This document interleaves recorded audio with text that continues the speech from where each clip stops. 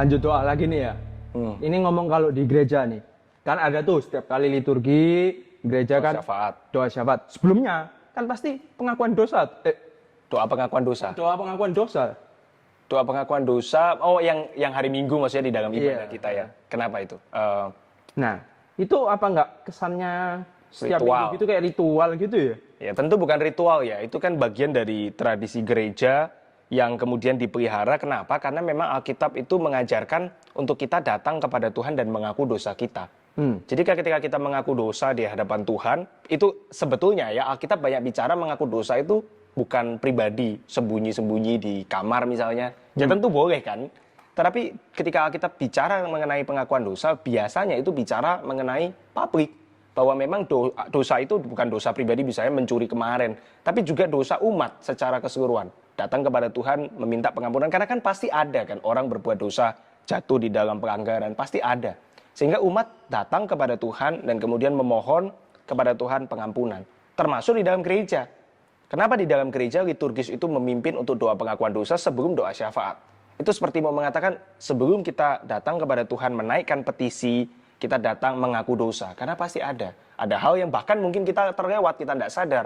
Dan kita datang kepada Tuhan, kita minta pengampunan. Jadi bukan ritual sih sebetulnya. Ketika orang mengatakan itu tidak sungguh-sungguh ya tentu Tuhan tidak ampuni. Tapi 1 Yohanes 1 ayat 9 itu mengatakan ketika kita berdosa, kita datang kepada Tuhan, maka Tuhan yang setia dan adil itu akan mengampuni dosa kita. Tapi kalau kita datang dengan kepalsuan hati, Tuhan justru marah. Karena berarti kita mempermainkan Tuhan. Jadi juga harus ya tulus kali ya. Tapi seperti juga serius. Doa, iya tulus, serius, tentu dengan kesungguhan hati. Dan saya percaya liturgis itu seharusnya memimpin umat untuk datang kepada Tuhan sebagai fungsi imam ya. Ketika menjadi seorang liturgis, dia membawa umat untuk datang kepada Tuhan, mewakili umat juga untuk berdoa kepada Tuhan. Nah itu satu hal yang menjadi bagian penting di dalam liturgi kita. Nggak boleh diganti, nggak boleh sembarangan kita copot. Kenapa? Karena Alkitab mengajarkan, Alkitab mengencourage orang kudus untuk datang kepada Tuhan dan meminta pengampunan. Termasuk secara pribadi, tentu kita juga berdoa mengaku dosa secara pribadi. Di luar gereja kan maksudnya? Di luar gereja, kita misalnya di rumah, di dalam saat teduh, dan seterusnya kita juga mengaku dosa secara pribadi. Iya, ya yang paling penting itu ya, karena Alkitab juga mengajarkan. Karena Alkitab mengajarkan, bahkan mengencourage ya umat untuk sama-sama satu dengan yang lain, yuk sama-sama kita datang kepada Tuhan, kita mengaku dosa, kita minta Tuhan mengampuni.